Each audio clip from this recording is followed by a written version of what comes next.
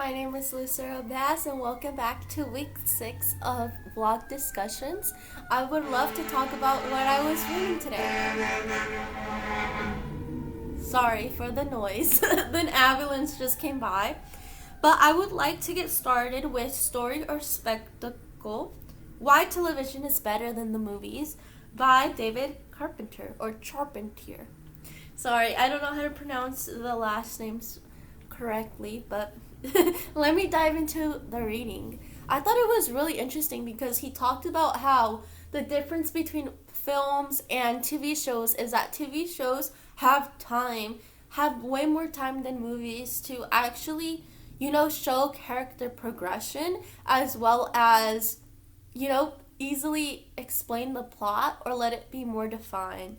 Wherein movies are very, rushed. They feel really rushed when you're watching, and there's a lot of plot holes in them because they're not able to give enough screen time to, actually focus on like a particular plot or they can focus on one plot, but they can have a lot of plot twists.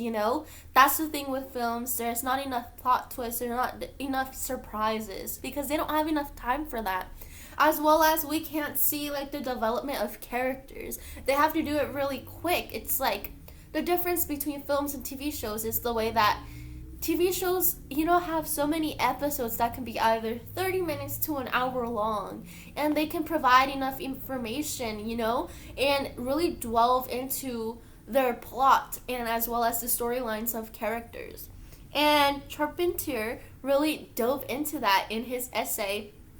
And I fully do agree. I love television shows, and this can actually relate to daily life, how streaming services like Netflix and, Hulu and Disney, even Disney is now a streaming service who provides their TV shows and movies online where people can, actually enjoy creations because there's character development in TV shows. And I think it's just so much easier to view as well compared to movies because TV shows don't leave you questioning much. Yes, the end of the season, if they're going to film a new season the next time they film, of course they might leave some cliffhangers. But overall, TV shows do a very good job with not leaving holes in their plots. Where movies, because of the screen time, they do.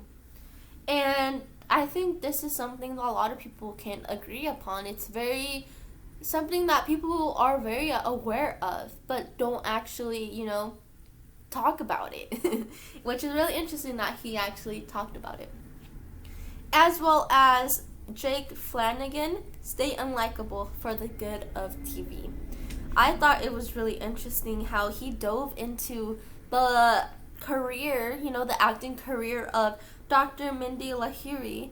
And I think she is a phenomenal actress. I think she's very entertaining. So I really like how the essays, week by week, all the essays talk about, people that I can recognize. And I thought it was really cool because I didn't learn about her past as an actress.